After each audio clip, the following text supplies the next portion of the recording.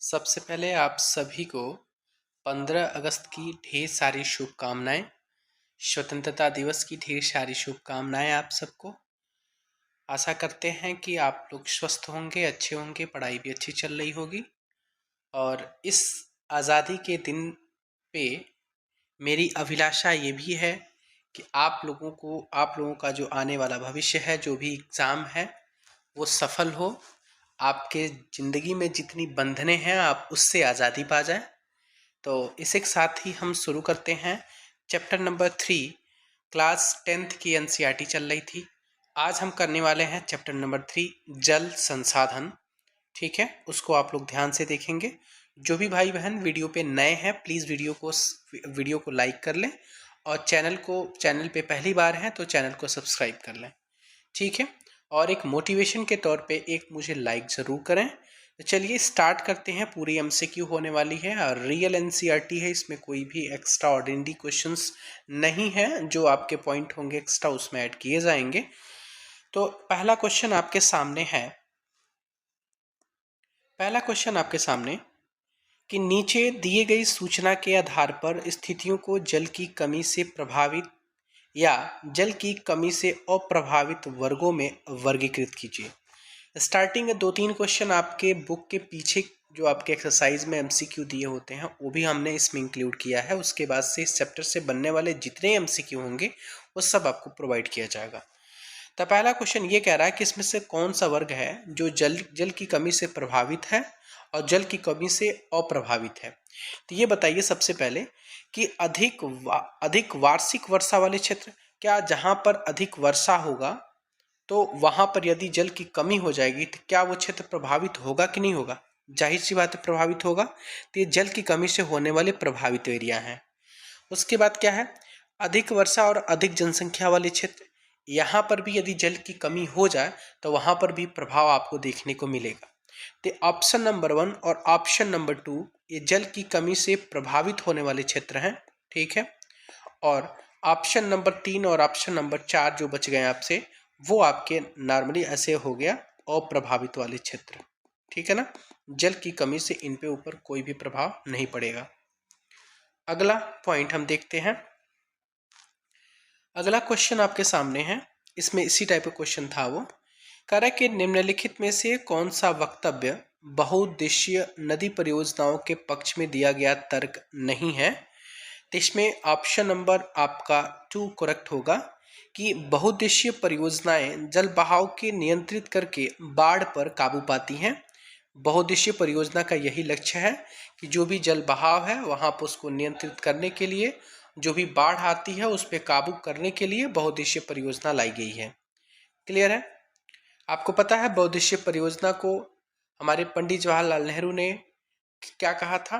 तो पंडित जवाहरलाल नेहरू इनको क्या कहा था तो आपको अपने ऑप्शन में भी मिल जाएगा, लेकिन मैं आपको बता दूं इनको उन्होंने आधुनिक भारत का मंदिर भी कहा था। चलिए अगले पॉइंट की तरफ बढ़ते हैं। आप क्वेश्चन नंबर 3 आपके सामने है। यहाँ पर कुछ गलत वक्तव्य दिए गए हैं, उसमें से गलती को पहचानना है और दोबारा लिखना है। ये आप लोगों के लिए होमवर्क है और से वैसे मैं आपसे डिस्कस कर ले रहा हूँ। इसमें बताना है कौन सा गलत है। गलत तो है लेकिन उसमें गलत का पहचान क्या होगा सही, ये थोड़े से आपके थॉट्स को डेवलप करेगा। यहाँ से भी बीपीएससी क्वेश्चन बनाएगी, ये मान के चलिए कि ऐसा नहीं कि इसी को एज इट इज़ आपका जो दिया हुआ उसको छापेगा, नहीं, इससे क्वेश्चन बनाया जाएगा। क्या है पॉइंट हम देखते हैं कि शहरों की बढ़ती जनसंख्या यानी संख्या, उनकी विशालता और सघन जनसंख्या तथा शहरी जीवन शैली ने जल संसाधनों के सही उपयोग में मदद की है। तो ये बताइए जब शहर की जनसंख्या बढ़ेगी तो क्या जल संसाधनों का ही सही उपयोग में मदद होगा? नहीं होगा, यही गलत है। इसमें सही उपयोग में मदद नहीं की है, इसका दुष्परिणाम हुआ है। पारिस्थितिकी तंत्र में आपका बिखराव हुआ है, इससे आपका जो प्रदूषण है वो काफ़ी लेवल पर बढ़ा हुआ है। ऑप्शन नंबर 1 समझ में आया। ऑप्शन नंबर 2 क्या कह रहा है कि नदियों पर बांध बनाने और उनको नियंत्रित करने से उनका प्राकृतिक बहाव और तलछट प्रभाव प्रभावित नहीं होता है। जब ये बताएंगे जब बांध बनाया जाएगा, जब उनको नियंत्रित किया जाएगा तो जाहिर सी बात है उसके अंदर प्रभाव होगा, यानी वहां से कटाव और अधिक तेज तरीके से होगा। क्लियर है? अगला पॉइंट है, गुजरात में साबरमती बेसिन में सूखे के दौरान शहरी क्षेत्र में अधिक जल आपूर्ति करने में किसान नहीं भड़के। बिल्कुल गलत है। जब ऐसा काम हो रहा था साबरमती बेसिन में तो वहां के किसानों ने आंदोलन छेड़ दिया था, तो इसलिए ऑप्शन यहाँ पे इस प्रकार से सही कर सकते हैं। आज जो राजस्थान में इंदिरा गांधी नहर है उससे उपलब्ध पेयजल के बावजूद छत वर्षा जल संग्रहण लोकप्रिय रहा। जो आज का राजस्थान में है इंदिरा गांधी नहर जो हरिके बैराज से निकलता है, उससे जो उपलब्ध पेयजल के बावजूद जो आपका जो छत वर्षा जल संग्रहण है वो लोकप्रिय रहा है। मतलब पेयजल के बावजूद नहीं, वो छत वर्षा तो ऑलरेडी आपका लोकप्रिय रहा ही है, इसमें कोई कहने की बात नहीं है। ठीक है ना। चलिए अगला पॉइंट हम देखते हैं। अगला क्वेश्चन आपके सामने है, क्वेश्चन नंबर 4। यहाँ से आप लोगों को ध्यान देना है। क्लियर है। अब देखो क्या रहा है कि धरातल के कितने भाग जल से ढका है। आपको पता है ना, धरातल का लगभग 75% भाग आपका जल से ढका हुआ है। तो 75% का मतलब होता है 3/4। तो ऑप्शन नंबर 3 इसका करेक्ट आंसर बन जाता है। क्लियर है मेरी बात। चलिए अपनी स्पीड को हम थोड़ा सा स्लो रखेंगे। बहुत भाई बहन कह रहे थे सर आपका स्पीड बहुत तेज़ है, तो हम कोशिश करेंगे कि स्लो करें। मैं नहीं चाहता हूँ कि आप लोगों का टाइम वेस्ट हो, तो टाइप पॉइंट टू पॉइंट मैं बताना चाहता हूँ आप लोगों को। जिस भी भाई बहन को क्विज़ करने हैं ना, रोज़ डेली मेरे टेलीग्राम चैनल पे मैं क्विज़ कराता हूँ। एनसीईआरटी केवल एनसीईआरटी होता है, रियल एनसीईआरटी होता है। आप लोग जाकर के टेलीग्राम चैनल को ज्वाइन कर लीजिए, जिसका लिंक आपको डिस्क्रिप्शन में मिलेगा। उसको जाइए, लिंक पे क्लिक करिए, जाइए ज्वाइन कीजिए। हर रोज़ रात 9:30 पर 9:30 बजे आपका रोज़ का टेस्ट होता है। हर सब्जेक्ट की शेड्यूल आपको पहले दिन में बता दी जाती है और रात को 9:30 बजे उसी का टेस्ट लिया जाता है। क्लियर है। चलिए अगले पॉइंट की तरफ आते हैं हम। जल संसाधन का अगला पॉइंट है, जल संसाधन का अतिशय उपयोग किन कारणों से होता है। तो पहला ऑप्शन है कि औद्योगिकरण और शहरीकरण, बिल्कुल ऑप्शन सही है। बढ़ती हुई जनसंख्या, इसका भी एक अतिशय उपयोग हो सकता है। तो उपरोक्त दोनों इसका करेक्ट आंसर बनता है। तो ऑप्शन नंबर 3 इसका सही आंसर है। नेक्स्ट है कि विश्व में जल के कुल आयतन का कितने प्रतिशत भाग महासागरों में पाया जाता है। तो जल का लगभग 96%, लगभग 96.5% आपका जो जल है वो महासागरों में पाया जाता है। क्लियर है मेरी बात। चलिए डेटा आपको याद रखना है बिल्कुल। कह रहा कि भारत में कुल विद्युत का कितना प्रतिशत भाग जल विद्युत से प्राप्त होता है।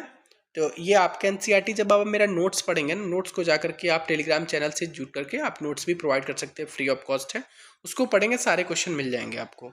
तो लगभग 22% है ना, वो आपके कुल विद्युत का उत्पादन का जल विद्युत से प्राप्त होता है। क्लियर है ना।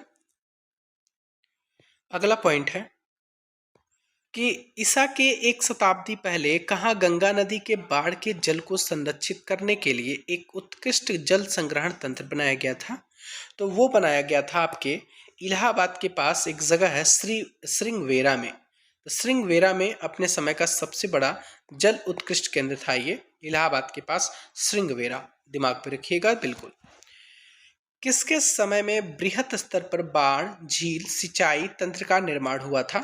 तो मैं आपको बता दूं, चंद्रगुप्त मौर्य के समय में काफ़ी बड़े लेवल पे इन सब चीज़ों का निर्माण हुआ था, जैसे झील का, झरने के, सिंचाई तंत्र के, बाढ़ को कैसे हमको रोकना, इन सभी चीज़ों का निर्माण के लिए आपका चंद्रगुप्त मौर्य का नाम आता है। क्लियर है। Option number 2। अगला क्वेश्चन नंबर 10 की तरफ है कि कह रहा है कि सिंचाई तंत्र के सबूत मिले हुए हैं। तो सिंचाई तंत्र के जो सबूत मिले हुए हैं वो आपके मिले हुए हैं ओडिशा से, कर्नाटका से, आंध्र प्रदेश से। इन सभी जगहों से आपको सिंचाई के सबूत मिले हुए हैं। तो इसलिए ऑप्शन नंबर 4 इसका क्या होगा, करेक्ट आंसर होगा। चलिए अगला पॉइंट है, कह रहा कि कलिंग कहाँ पड़ता है, मतलब कलिंग कहाँ है, किस राज्य में है। तो कलिंग कहाँ है, तो उड़ीसा में है। कहाँ है, उड़ीसा। मैं आपको बता दूं, जो उड़ीसा में कलिंग है ना, कलिंग, कालिंग नहीं है, कलिंग है, यहीं से सिंचाई के संयंत्र मिले हैं। जैसे कर्नाटक में बेन्नूर से मिला हुआ है। क्लियर है। आंध्र प्रदेश में आपको बताना चाहता हूँ कि नागार्जुन कोंडा से मिला हुआ है। ये सब जगहों से आपको सिंचाई के सबूत मिले हुए हैं। अगला पॉइंट आपके सामने है, कह रहा है कि बेनूर में उत्कृष्ट सिंचाई तंत्र के सबूत मिले हैं, वो किस राज्य में स्थित है। तो ये मैंने अभी आपको बताया, बेन्नूर आपके कर्नाटक में पड़ता है। ऑप्शन नंबर 2 इसका करेक्ट आंसर है। चलिए अगले पॉइंट की तरफ। अपने समय की सबसे बड़ी कृत्रिम झीलों में से एक कि 11वीं शताब्दी में बनाई गई है, तो वो है आपकी भोपाल झील। अपने समय में कृत्रिम झीलों में से सबसे बड़ी है ये भोपाल झील, जो 11वीं शताब्दी में बनाई गई थी, भोपाल झील। अगला पॉइंट है कि किसने दिल्ली में सीरी फोर्ट क्षेत्र में एक जल की सप्लाई के लिए हौज खास बनवाया था, तो उसका नाम था इल्तुतमिश। क्या नाम था? इल्तुतमिश ने जल की सप्लाई के लिए हौज खास बनवाया था। हौज खास एक जगह है, आप लोगों को पता है, दिल्ली में एक जगह है, बहुत फेमस जगह है ये। कह रहा है कि जल जीवन मिशन के तहत कितने लीटर प्रति व्यक्ति को नियमित रूप से पीने योग्य पानी के माध्यम से पानी सुनिश्चित कराना है। ये आपके एनसीईआरटी में जब तक का डेटा है तब तक के हिसाब से लिया गया है कि 55 लीटर, कितना? 55 लीटर प्रति व्यक्ति को लगभग पाइप के माध्यम से उसको स्वच्छ पेयजल मतलब प्रोवाइड कराना है। कितना? 55 लीटर। तो ऑप्शन नंबर 2 इसका करेक्ट आंसर बन जाएगा। बांधों को और किस परियोजना के नाम से जानते हैं? तो बांधों को हम बहुउद्देशीय परियोजना के नाम से जानते हैं। ऑप्शन नंबर 2 इसका करेक्ट आंसर है। अगला पॉइंट आपके सामने है कि जो भाखड़ नांगल परियोजना है वो किस नदी बेसिन में है, तो वो है आपका सतलुज और ब्यास नदी बेसिन में है। ऑप्शन नंबर 2 इसका करेक्ट आंसर हो जाएगा। अगला पॉइंट है कि नर्मदा बचाओ आंदोलन की शुरुआत कब हुई थी? तो नर्मदा बचाओ आंदोलन की शुरुआत आपको देखने को मिलेगा 1985 में। कहाँ? 1985 में। और जगह कौन सा था? चलिए आगे आपको वो भी क्वेश्चन में आपको मिलेंगे कि नर्मदा बचाओ आंदोलन कहाँ से शुरू हुआ था, ठीक है ना। इसका जगह कौन सा था, कहाँ पे किस किस राज्य में चलाए गए थे, ये क्लियर है। चलिए आपको मिलेगा जिसमें आपका मध्य प्रदेश होगा, गुजरात होगा, महाराष्ट्र होगा, राजस्थान होगा, यहाँ यहाँ चले थे ये 1985 में। मेधा पाटकर जी इसकी नेतृत्व करता थी। चलिए अगला पॉइंट देखिए कि जो नर्मदा बचाओ आंदोलन था वो किसके खिलाफ था। तो नर्मदा बचाओ आंदोलन, जो पहली बात ये नर्मदा नदी पर जो बांध बनाए जा रहे थे उनके खिलाफ था, कि उनको ये लग रहा था कि ये बांध बनाए जा रहे हैं, इससे आसपास का जो क्षेत्र है वहाँ पर ये बाढ़ आने की संभावना बढ़ जाएगी, वहाँ पर भूकंप आने की संभावना बढ़ जाएगी। सबसे ज़्यादा तो भूकंप आने की ज़्यादा बात की गई थी। इसके लिए इस बात को रोकने के लिए आंदोलन चला था, नर्मदा बचाओ आंदोलन। ऑप्शन नंबर 2 इसका करेक्ट आंसर है। कब हुआ था? तो 1985 में। अगला पॉइंट है, बहुत इंपॉर्टेंट क्वेश्चन है ये, कि सरदार सरोवर बांध किस प्रदेश में है। तो सरदार सरोवर बांध आपके गुजरात में है। कहाँ है? गुजरात में। ऑप्शन नंबर 2 इसका करेक्ट आंसर है। अब ये कह रहा है कि सरदार सरोवर बांध किस नदी पर है। सरदार सरोवर बांध किस नदी पर है? तो मेरे ख्याल से इसमें ऑप्शन गलत हो गया है। सरदार सरोवर बांध मैं आपको बता दूं नर्मदा नदी पर है। कहाँ पर? नर्मदा नदी पर है ये। क्लियर है। चलिए मैं माफ़ी चाहता हूँ, इसमें क्वेश्चन गलत हो गया था। और ये सबसे बड़ी जल संसाधन परियोजना की ये थी, ये सरदार सरोवर बांध परियोजना। ऑप्शन नंबर इसमें गलत हो गया, मैं इसको पीडीएफ में सही करके आपको दे दूंगा, कोई बात नहीं। चलिए अगला पॉइंट हम देखते हैं। हीराकुंड परियोजना जल संरक्षण और बाढ़ नियंत्रण किस नदी बेसिन में है? तो हीराकुंड आपको पता होना चाहिए, ये महानदी में है। कहाँ? महानदी में। क्लियर है ना। चलिए अगले पॉइंट की तरफ हम बढ़ेंगे। चलिए मैं आपको हीराकुंड बांध से संबंधित और भी मैं आपका जो फैक्ट है उसको हम बता दे रहे हैं। हीराकुंड बांध, जैसे मान लीजिए महानदी में बताया, ये आपका हीराकुंड बांध ओडिशा राज्य में है। कहाँ है? तो ओडिशा राज्य में पड़ता है। और उड़ीसा राज्य का जो संबलपुर जिला है, कौन सा? संबलपुर जिला, इसी संबलपुर जिला में हीराकुंड बांध है। क्लियर है। और ये दुनिया का सबसे बड़ा, सबसे लंबा मिट्टी का बांध है। सबसे लंबा मिट्टी का बांध है ये, समझ में आया? याद रख लीजिए, सबसे लंबा मिट्टी का बांध हीराकुंड बांध है, जो आपका क्या नाम है उसको बोलते हैं, उड़ीसा राज्य में संबलपुर जिले में पड़ता है। किसने गर्भ से बांधों को आधुनिक भारत का मंदिर कहा करते थे? तो आपको पहले ही बता दिया था, पंडित जवाहरलाल नेहरू जी इसको आधुनिक भारत का मंदिर कहा करते थे।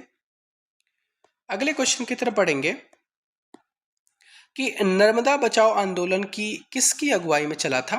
तो नर्मदा बचाओ आंदोलन मैंने बताया कि ये मेधा पाटकर के अगुवाई में चला था।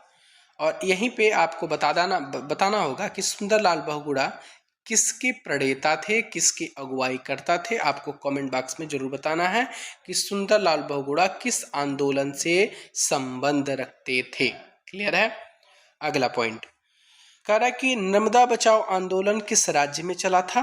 तो नर्मदा बचाओ आंदोलन आपके मध्य प्रदेश में, गुजरात में, महाराष्ट्र में, राजस्थान में, ये आपके 4 स्टेट थे, वहां पे ये नर्मदा बचाओ आंदोलन चला था। चलिए अगला पॉइंट हम देखते हैं। अगला पॉइंट है आपके सामने कि भारत की सबसे बड़ी जल संसाधन परियोजना कौन सी है। तो भारत की सबसे बड़ी जल संसाधन परियोजना जो है वो बताएंगे आप कौन सी है। भारत की सबसे बड़ी जल संसाधन परियोजना आपकी है सरोवर बांध। कौन सा है? सरोवर बांध। ऑप्शन नंबर ये आपका 3rd नंबर करेक्ट हो गया। 27 की तरफ आते हैं। ये कह रहा है कि आपका भारत की सबसे बड़ी जल विद्युत परियोजना कौन सी है। तो सबसे बड़ी जल विद्युत परियोजना भारत की सुबनसिरी जल परियोजना है। कौन सा है? सुबनसिरी जल विद्युत परियोजना आपकी भारत की सबसे बड़ी जल विद्युत परियोजना है। अगला पॉइंट की तरफ बढ़ते हैं। कह रहा है कि सरदार सरोवर बांध परियोजना निम्नलिखित में से किन 4 राज्यों में है। तो सरदार सरोवर बांध आपको पड़ेगा कहाँ पड़ेगा। तो महाराष्ट्र में, मध्य प्रदेश में, गुजरात में, राजस्थान में, यही तो पड़ेगा भाई। उत्तर प्रदेश में है ही नहीं है, गुजरात, जम्मू कश्मीर, लद्दाख में है ही नहीं है, इनमें से कोई नहीं काट देंगे। तो ऑप्शन नंबर जो इसका करेक्ट आंसर बन जाएगा ए। क्लियर है। चलिए अगले की तरफ बढ़ते हैं। कह रहा है कि जो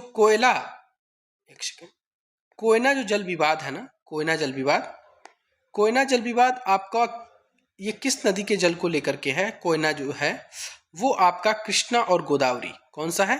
कृष्णा और गोदावरी रिवर को लेकर के ये जल विवाद है जो 3 प्रदेशों के बीच में है, महाराष्ट्र, कर्नाटक और आंध्र प्रदेश के बीच में। इसमें महाराष्ट्र का उस नदी पर कृष्णा और गोदावरी नदी पर आपका बांध को बना करके उसके पानी को टर्न करने की वजह से आंध्र प्रदेश और कर्नाटक ने इसका हस्तक्षेप किया था और एक विवाद का स्वरूप रहा है। क्लियर है। अगला पॉइंट है, कह रहा है कि कोयना जल विवाद किस प्रदेशों के बीच में है। तभी मैंने बताया ये आपका महाराष्ट्र और आंध्र प्रदेश और कर्नाटक के बीच में है। क्लियर है। अगला पॉइंट ये कह रहा है कि कोयना बांध पर किसके बांध बनाकर जल की दिशा परिवर्तित होने के कारण विवाद है। तो ये महाराष्ट्र है। महाराष्ट्र के द्वारा बनाए गए बांध हैं, उसकी वजह से ये दिक्कत हुई थी। क्लियर है। अगला पॉइंट अगला है कि बहुउद्देशीय परियोजना का कारण किसकी संभावना बढ़ जाती है। तो सबसे जो आपके बुक में पॉइंट दिया हुआ वो केवल भूकंप की बात किया गया है। तो हम ऑप्शन नंबर 2 की तरफ चलेंगे, भूकंप आने के कारण हुआ है। क्लियर है। चलिए अगले की तरफ बढ़ते हैं। अगला क्वेश्चन है कि पहाड़ी तथा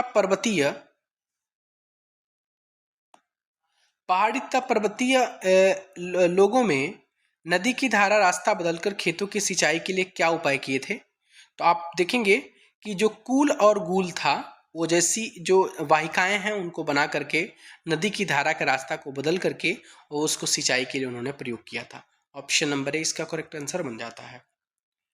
अगला क्वेश्चन है कि छत वर्षा जल संग्रहण का तरीका एक आम था और ये भारत के किस राज्य में था। तो भारत के किस राज्य में हो सकता है। तो जहां पर पानी की कमी हो सकती है, यानी Rajasthan. Option number 2, option number 3 इसका करेक्ट आंसर बन जाएगा। ये क्वेश्चन आपके PYQ में आया हुआ है प्रीवियस ईयर में कि आपका टाका क्या था। टाका एक प्रकार का भूमिगत टैंक था। क्या था? भूमिगत टैंक। ऑप्शन नंबर ए इसका करेक्ट आंसर होगा। जो ऊपर से यानी छतों से पानी एक पाइप के माध्यम से निकाल करके और उस टैंक में गिराया जाता था और उसको आगे के यूज के लिए इनका उपयोग किया जाता था। यानी टाका क्या था? तो एक प्रकार का भूमिगत टैंक था। Option number A correct answer है। टाका का प्रयोग किस क्षेत्र में किया जाता था। तो टाका का प्रयोग जहाँ पर पानी की कमी होगी वहीं पर, तो बीकानेर का क्षेत्र, फलोदी, बाड़मेर, ये सब के सब राजस्थान के क्षेत्र हैं। ये आपके option number A correct answer बन जाएगा। अगला पॉइंट है, अर्ध शुष्क और शुष्क क्षेत्र में वर्षा के जल को किस नाम से जाना जाता है? बहुत ज़्यादा इंपॉर्टेंट पॉइंट है। तो इसको हम पालर पानी के नाम से जानते हैं। किस पानी के नाम से जानते हैं? पालर पानी। ठीक है ना, याद रखिएगा, पालर पानी को हम अर्ध शुष्क और शुष्क क्षेत्र में वर्षा के जल को जानते हैं। अगला पॉइंट कह रहा है कि छत वर्षा जल संग्रहण प्रचलित है। जो छत वर्षा जल संग्रहण प्रचलित है आपका शिलांग में। अब आप बताएंगे कि जो शिलांग है वो किसकी राजधानी है? शिलांग किसकी राजधानी है? नॉर्थ ईस्ट का हिस्सा है और आपको बताना है कि वो किसकी राजधानी है।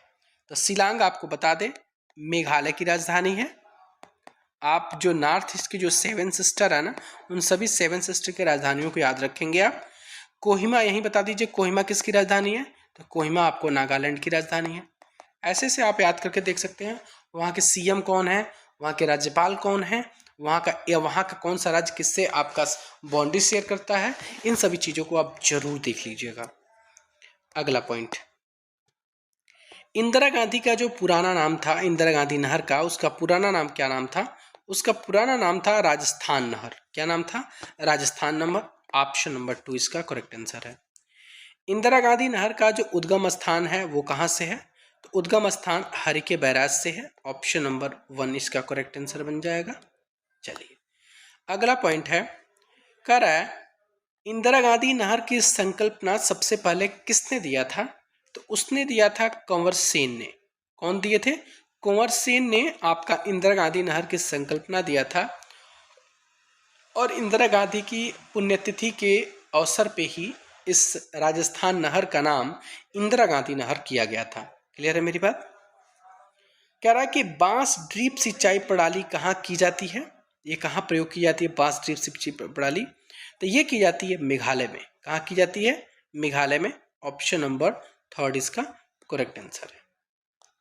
अगला पॉइंट है, वह कौन सा ऐसा राज्य है जहां पूरे राज्य में हर घर छत वर्षा जल संग्रहण धन चुका है, नहीं बन संग्रहण बन चुका है, बन मतलब संग्रहण करना एक आवश्यक कर दिया गया इनके लिए। तो वो आपका तमिलनाडु का क्षेत्र है। तमिलनाडु में इस बात को कहा गया है कि कि हर घर को एक छत वर्षा जल संग्रहण करना है और इस प्रकार का ढांचा होना चाहिए उस घर के छाते का, उस घर के छत का। तो ये कौन से राज्य में अनिवार्य कर दिया गया है? तो तमिलनाडु में। अगला पॉइंट आपके सामने है कि प्रति व्यक्ति प्रति वर्ष जल उपलब्धता के संदर्भ में विश्व में भारत का कौन सा स्थान है? तो ये आपका PYQ पूछा हुआ है, शायद 133वां स्थान है इसमें। अगला पॉइंट कि खारे पानी की सबसे बड़ी झील कौन सी है? कुछ पॉइंट एक्स्ट्रा दिए गए हैं जो हमको लगा है कि एग्जाम में आ सकते हैं। तो बैकाल झील है। ऑप्शन नंबर ए इसके करेक्ट आंसर है। कुल उपलब्ध जल में पीने लायक जो जल है वो मात्र 2.5% है। ऑप्शन नंबर ए इसका करेक्ट आंसर है। अगला पॉइंट, निम्न में से किस राज्य में लैगून झीलों का प्रयोग धरातलीय जल संसाधन के रूप में होता है? तो वो उड़ीसा में भी होता है और केरला में भी होता है। तो ऑप्शन नंबर सी इसका करेक्ट आंसर बनेगा। अगले की तरफ बढ़ते हैं, निम्न में से कौन सा जल प्रदूषण का एक स्रोत है? तो आपका नगरीय वाही जल, यानी जो नगरों के जो आपके मलमूत्र वाले जो जल होते हैं वो, नाभिकीय ऊर्जा संयंत्र इसमें जो पानी प्रयोग की गई है वो, वाहित मल जो आपके सबसे खराब जल हैं वो, ये सभी के सभी आपके जल प्रदूषण का एक स्रोत है। इससे क्या होती है? पानी खराब होता है, पानी का प्रदूषण होता है, जल का एक प्रदूषण होता है। अगला पॉइंट बहुत इंपॉर्टेंट पॉइंट है, एक कार्यक्रम है नीरू और मीरू। कौन सा? नीरू और मीरू। वो किस कार्यक्रम का हिस्सा है, किस राज्य का? तो आंध्र प्रदेश में ये चलाया जाता है। इसी के साथ एक और संसद कार्यक्रम है, संवाद कार्यक्रम है ये, कि निम्न में से किस राज्य में अरवारी पानी संसद कार्यक्रम, अरवारी पानी, तो ये नाम से ही कुछ थोड़ा सा सिमिलर प्रतीत हो रहा है कि ये राजस्थान का एरिया है। राजस्थान में अरवारी पानी संसद कार्यक्रम चलाया गया है। इसके साथ ही हम 50 क्वेश्चन आपको इस चैप्टर से कराए हैं। और ये 50 क्वेश्चन आपको पूरा एनसीईआरटी का फिल्टर है। यदि कोई बच्चा एनसीईआरटी नहीं भी पढ़ा है तो उसको यदि ये क्वेश्चन ढंग से देख लेता है, मेरी बातों को सुन लेता है, तो मैं उम्मीद करता हूँ कुछ लगभग कंप्लीट हो जाएगा, उसको क्वेश्चन बना सकता है। क्योंकि उसी इंपॉर्टेंट पॉइंट को मैं एमसीक्यू फॉर्मेट में आपके सामने लाया हूँ, आपको एक प्रैक्टिस के तौर पे हो जाएगा। अगला पॉइंट देखिए, अगला चैप्टर है हमारा कृषि। क्या है अगला जो चैप्टर है वो मेरा है कृषि। ये बहुत इंपॉर्टेंट चैप्टर है, इससे बहुत सारे क्वेश्चंस आपके आए हुए हैं एग्जाम में। क्लियर है ना? चलिए अगले की तरफ बढ़ते हैं। कह रहा कि कौन सा उस प्रणाली को दर्शाता है जिसमें एक ही फसल लंबे चौड़े क्षेत्र में उगाई जाती है। सबसे पहले आप लोगों को चैप्टर नंबर 3 अच्छे से देखना होगा, फिर इसमें से भी लगभग 40 क्वेश्चन के आसपास हैं जो आपको मिलेंगे। ठीक है ना? तो इसमें आप लोग पहले एक बार जैसे मैं बोल रहा हूँ ना, तो आप लोग सबसे पहले क्या करिए कि इन क्वेश्चन को करने का सबसे पहले आप लोग क्वेश्चन को करना सीखिए कि हमको ट्राई करिए अपने आप से कि उसको कर लें। ठीक है ना? तो इसका जो करेक्ट आंसर होगा वो होगा रोपड़ कृषि। कौन सा होगा? रोपड़ कृषि। ऑप्शन नंबर 3 इसका करेक्ट आंसर हो जाएगा। अगले पॉइंट की तरफ बढ़ते हैं। अगला पॉइंट है, इसमें कौन सा रबी फसल है? तो कोई भी बता सकता है इसमें से कौन सा रबी फसल है? तो ये बताइए, रबी फसल का मतलब जो ठंडी के मौसम में होने वाले फसल हैं। तो क्या चावल है कि चना है कि मोटे अनाज है कि कपास है? तो इसमें जाहिर सी बात है ऑप्शन नंबर आपका 2 करेक्ट आंसर बन जाएगा इसका, चना। अगले की तरफ बढ़ते हैं हम। अगला क्वेश्चन आपका कि कौन एक फलीदार फसल है जिसमें फल लगे होते हैं? तो बताइए कौन सा फलीदार फसल, सॉरी जालीदार फसल है। किसमें जालीदार फसल है, कौन सा बताइए? क्या आपके दालें हैं कि चना है? ये जालीदार नहीं है, फलीदार होना चाहिए मेरे ख्याल से। मैं ऑप्शन इसमें गलत कर दिया हूँ, इसको इम्प्रूव कर लीजिए आप लोग। ये जो फलीदार नहीं है, ये जलीदार नहीं है, फलीदार है। तो फलीदार आपको फल किस में होते हैं? दालों में होता है। जैसे आप तूर और अरहर का दाल देखे होंगे ना खेतों में, तो एक मटर के दाने की तरह होता है ये। ठीक है ना? तो ये आपका फलीदार फसल के अंतर्गत आएगा।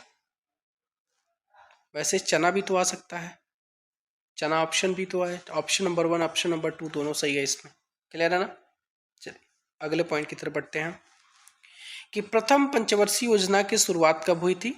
तो प्रथम पंचवर्षीय योजना की शुरुआत आपकी हुई थी 1951 में। ऑप्शन नंबर 1 आपका करेक्ट आंसर बन जाएगा। चलिए अगला पॉइंट हम बढ़ते हैं। कपास के पौधों का मूल स्थान माना जाता है। तो कपास के पौधों का मूल स्थान भारत माना जाता है। ऑप्शन नंबर 2 इसका करेक्ट आंसर होगा। चलिए अगला पॉइंट हम देखते हैं।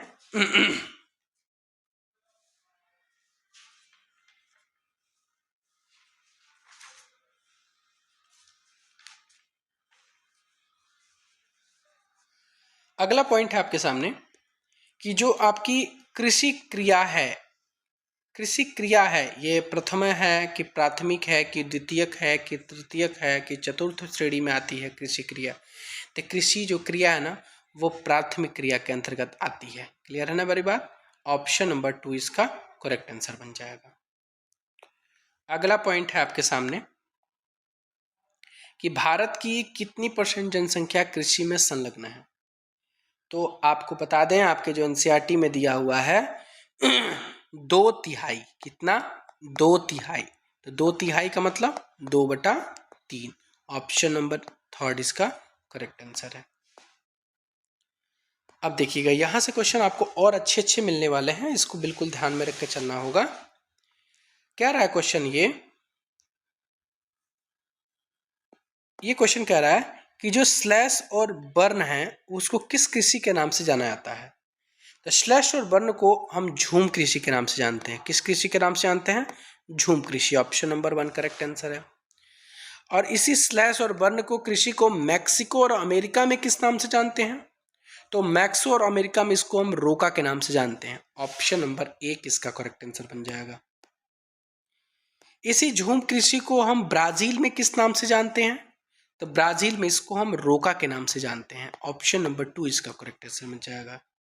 और इसी झूम खेती को यदि हम भारत के मध्य प्रदेश में किस नाम से जानते हैं, तो इसको हम बाबर या दहिया के नाम से जानते हैं। ऑप्शन नंबर ए करेक्ट बन जाएगा। ऐसे ऐसे आपके बहुत हैं, जैसे और मैं आपको बता दूं, जैसे ओडिशा में इसको मैं बताऊं, ओडिशा में आपको बता दूं, ओडिशा में इसको हम पामा डाबी बोलते हैं, पामा डाबी बोलते हैं, या इसको हम कुमान बोलते हैं, या इसको हम बोल सकते हैं बरीगा। 3 नाम भी आ सकता है, इसमें से कोई भी आ सकता है। ओडिशा में बोलते हैं। आपके वहीं हिमालयन क्षेत्र में इसको क्या बोलते हैं, तो हिमालयन क्षेत्र में इसको बोलते हैं खील। क्या नाम बोलते हैं, खील। झारखंड की बात करें तो उसको हम कुरबा बोलते हैं, झूम कृषि को ही हम कुरबा बोलते हैं। वहीं उत्तर पूर्वी में बोलते हैं तो इसको झूम बोला जाता है। आंध्र प्रदेश में बात करें, ये बहुत इंपॉर्टेंट है, आंध्र प्रदेश, आंध्र प्रदेश में हम बात करें तो आंध्र प्रदेश में इसको बोलते हैं पोडू। क्या बोलते हैं, पोडू या पोंडा, पेंडा, इसको इस नाम से जानते हैं। इतना जरूर ध्यान में रखिएगा। हिमालयन क्षेत्र में इसको खील, झारखंड में कुरबा, ओडिशा में पामाडाबी को नाम बरीगा से नाम से, आंध्र प्रदेश में पोंडू या पेंडा के नाम से जानते हैं। अगला पॉइंट है कि गहन गहन जीविका कृषि किन क्षेत्रों में की जाती है।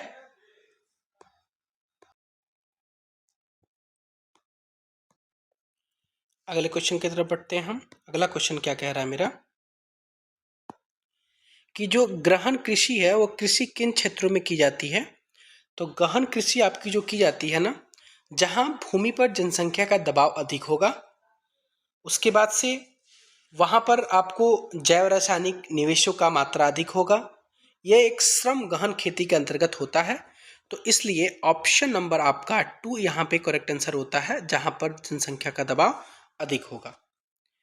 अगले क्वेश्चन की तरफ बढ़ते हैं आपके सामने हम, कि रोपड़ कृषि किस प्रकार से की जाती है।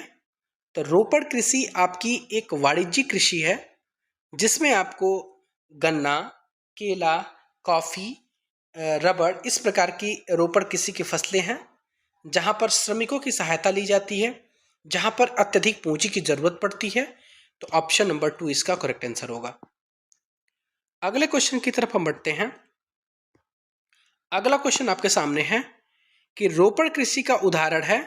तो रोपड़ कृषि का आपको उदाहरण अब देखने को मिलेगा। तो ये है आपका गन्ना, केला, कॉफी और इसमें से एक से अधिक। तो ये तीनों के तीनों हैं, इसलिए ऑप्शन नंबर इसका आपका 4th करेक्ट आंसर हो जाएगा। अगले की तरफ बढ़ते हैं। कौन सी रबी फसल है, इसमें बताइए रबी फसल कौन सी है। तो रबी फसल आपकी जौ है। क्या है आपका, जौ। इसमें ऑप्शन ये वाला जो आप काट दीजिएगा, मूंग इसमें सटाइए। जौ आपका क्या है, रबी फसल है। ये बहुत इंपॉर्टेंट क्वेश्चन आपके सामने आ रहा है। कौन सा है, कि आस, अमन और बोरो ये कौन सी फसल है। तो कोई बताएगा इसमें। तो ये जो आपकी जो फसल है, ये आपका है धान का। किसका है, धान का। ऑप्शन नंबर 3 इसका करेक्ट आंसर हो जाएगा। अगला पॉइंट हम देखते हैं। अगला पॉइंट आपके सामने है, भारत में अधिकांश लोग का खाद्यान्न फसल है। तो सब लोग जानते हैं चावल आपका खाद्यान्न फसल पहले स्थान पर है, गेहूं आपका दूसरे स्थान पर है। अगला पॉइंट आपके सामने है, चावल के उत्पादन के लिए कितने तापमान होना चाहिए। तो चावल के उत्पादन के लिए आपको कम से कम 25 डिग्री सेल्सियस के ऊपर तापमान होना चाहिए, नीचे नहीं होना चाहिए। ऑप्शन नंबर 2 इसका करेक्ट आंसर बनता है। और लगभग 100 सेंटीमीटर से ऊपर आपकी बारिश होनी चाहिए, इससे कम नहीं होना चाहिए, तब जाकर के चावल का उत्पादन अच्छे लेवल पे हो पाएगा। मूंगफली का प्रमुख उत्पादक राज्य, ये मेरे ख्याल से सबको पता होना चाहिए। तो सबसे मूंगफली का उत्पादक राज्य है वो आपका गुजरात है। ऑप्शन नंबर सी इसका करेक्ट आंसर है। अगला क्वेश्चन है कि बलुआ तथा उतली काली मिट्टी पर उगाया जाता है। तो इस पे उगाया जाने वाला जो एक मिलेट्स होता है वो आपका है बाजरा। ऑप्शन नंबर 3 मोटे अनाज के अंतर्गत आते हैं ये, बाजरा आपका करेक्ट आंसर होगा। हमारे देश में किस प्रकार की कॉफ़ी पैदा की जाती है। तो हमारे देश में आपको अरेबिका कॉफ़ी देखने को मिलेगी, काफ़ी अच्छी किस्म की पैदावार होती है ये। ये कर्नाटक के बाबू बूदन की पहाड़ियाँ में सबसे पहले बाबू बूदन की पहाड़ियाँ कहाँ देखने को मिलती हैं? तो कर्नाटक राज्य में देखने को मिलती है, यहीं पे इसकी पैदावार होती है। सबसे पहले ये यमन से लाई गई थी और आज ये तमिलनाडु, केरल, कर्नाटक के क्षेत्र में पैदा की जाती है और ये वर्ल्ड लेवल पे बहुत अच्छी लेवल की ये काफ़ी मानी जाती है भारत की। भारत में अरेबिका काफ़ी किस राज्य में पैदा की जाती है? तो आपको मैंने बताया कि कर्नाटक, आंध्र प्रदेश, कर्नाटक है, केरल है और तमिलनाडु है, इस प्रकार के क्षेत्रों में की जाती है। मतलब जो नीलगिरी पहाड़ियां हैं ना, उसके अंडर में यहाँ पे इसकी खेती ज़्यादा की जाती है। प्रथम पंचवर्षीय योजना का मुख्य लक्ष्य क्या था? तो ये कृषि पर आधारित थी, आपको पता होना चाहिए। तो कृषि का मतलब क्या होना चाहिए? भूमि सुधार। ऑप्शन नंबर ए इसका करेक्ट आंसर बन जाएगा। अगला पॉइंट है बहुत इंपॉर्टेंट आपके सामने कि विनोबा भावे के द्वारा शुरू किया गया जो भू आंदोलन है वो किस नाम से जाना जाता है? तो उसको हम जानते हैं रक्तहीन क्रांति के नाम से। किस क्रांति के नाम से? रक्तहीन क्रांति। ऑप्शन नंबर 2 इसका करेक्ट आंसर होगा। अगला पॉइंट है कि रबर का उत्पादन किया जाता है। तो रबर का उत्पादन आपको देखने को मिलेगा केरल में, तमिलनाडु में, कर्नाटक में। ये उपयुक्त सभी मानी जाती है रबर के उत्पादन के लिए, ठीक है ना। और रबर के उत्पादन के लिए भूमध्य रेखीय क्षेत्र होगा और इसमें जो परिस्थितियाँ होगी काफ़ी उष्ण और उपोष्ण क्षेत्र में उगाई जाती हैं। लगभग इसमें आपको बता दूं कि लगभग आपको 200 सेंटीमीटर से अधिक बारिश की जरूरत पड़ती है यहाँ पर इस क्षेत्र में और 25 डिग्री सेल्सियस से अधिक टेम्परेचर होना चाहिए, ठीक है ना। और यह मुख्य रूप से केरल, तमिलनाडु, कर्नाटक, अंडमान निकोबार, मेघालय की जो गारो, खासी, जयंतिया जो पहाड़ियां हैं वहां पर भी रबर का उत्पादन होता है। अगला पॉइंट आपके सामने है, भूमि पर उच्च जनसंख्या दबाव वाले क्षेत्रों में इनमें से किस प्रकार की खेती की जाती है? तो इसमें गहन जीविका कृषि खेती की जाती है। ऑप्शन नंबर 2 इसका करेक्ट आंसर है। कौन सा देश विश्व में फल एवं सब्जियों का सबसे बड़ा उत्पादक है? तो फल और सब्जियों का सबसे बड़ा उत्पादक आपका हमारा प्यारा भारत है। और इसी के साथ ही अगले क्वेश्चन की तरफ हम बढ़ते हैं। अगला क्वेश्चन आपके सामने है कि रेशम का उत्पादन के लिए रेशम के कीड़ों को पालना क्या कहा जाता है, क्या कहलाता है? तो उसको हम बोलते हैं सेरीकल्चर। क्या नाम देते हैं उसको? सेरीकल्चर। ऑप्शन नंबर ए इसका करेक्ट आंसर है। ऑपरेशन फ्लड किससे संबंधित है? ऑपरेशन फ्लड श्वेत क्रांति से संबंधित है। Option number A, option number 3 इसका करेक्ट आंसर है। अगला पॉइंट है, भारतीय कृषि की असफलता का मुख्य कारण। तो असफलता का सबसे मुख्य कारण है कि यहाँ की जो मानसूनें हैं ना वो अनियमित रूप से हैं। तो ऑप्शन नंबर 1 इसका करेक्ट आंसर है। इसमें से कह रहा है कि कौन सी जो फसल है वो दलहन की फसल नहीं है? तो ये बताइए, दलहन की फसल इसमें से बाजरा नहीं है। ऑप्शन नंबर 2 इसका करेक्ट आंसर बनेगा। चाय का सर्वप्रथम उत्पादन कहाँ आरंभ किया गया था? तो ये बताइए, चाय तो असम में उत्पादन किया था ना, तो बताइए इसमें से कौन सी घाटियां असम की तरफ पाई जाती हैं? तो जाहिर सी बात है ब्रह्मपुत्र घाटियां हैं, ब्रह्मपुत्र घाटी, यहीं पर चाय का उत्पादन सबसे पहले आरंभ किया गया था। क्लियर है मेरी बात? चलिए अगले की तरफ बढ़ते हैं हम। अगला क्वेश्चन है, अधिक दिनों तक वर्षा का व्यूह सहना किस फसल के लिए घातक सिद्ध हो सकता है? ये बताइए, यदि ज्यादा दिन तक बारिश हो जाए तो सबसे ज्यादा जो घातक सिद्ध होगा, धान के लिए तो अच्छा ही है, कपास के लिए भी अच्छा है, तो सबसे घातक सिद्ध होता है चाय के लिए। चाय की फसलें जो होती है ना वो नष्ट होना धीरे धीरे शुरू हो जाती हैं। अगला है कि हार्वेस्टर और थ्रेशर का उपयोग किस कार्य में किया जाता है? तो एक कृषि कार्य में किया जाता है। जो आपका थ्रेशर जो होता है ना, हार्वेस्टर, आपका फसलों की कटाई के बाद से इनको अनाज को दानों को उसके ग्रेनिंग से अलग करने में किया जाता है, तो कृषि कार्य में इसका प्रयोग किया जाता है। अगला पॉइंट कह रहा है कि इनमें से कौन सी फसल फलीदार फसल है? तो फलीदार फसल कौन सी है? तो मैंने आपको इसका जिक्र पहले भी कर दिया था, ये दालें हैं। ऑप्शन नंबर 1 इसका करेक्ट आंसर बन जाता है। अगला क्वेश्चन आपके सामने है, कि रबी और खरीफ फसल के बीच ग्रीष्म ऋतु में बोई जाने वाली फसल को क्या कहा जाता है? तो तो रबी और खरीफ के फसल के वस्तुओं के बीच में, तो उसका नाम देते हैं, उसका नाम है जायद। जैसे खरबूज तरबूज नहीं होता है, गर्मियों के मौसम में आपको वाटरमेलन देखने को मिलते हैं, काकड़ खीरा, इस प्रकार के तरबूज, ये सब के सब जायद फसल के अंतर्गत आती हैं। अरहर को छोड़कर अन्य सभी दालें वायु से क्या लेकर आपका उर्वरता को बनाए रखती है? तो वायु से नाइट्रोजन को लेकर के।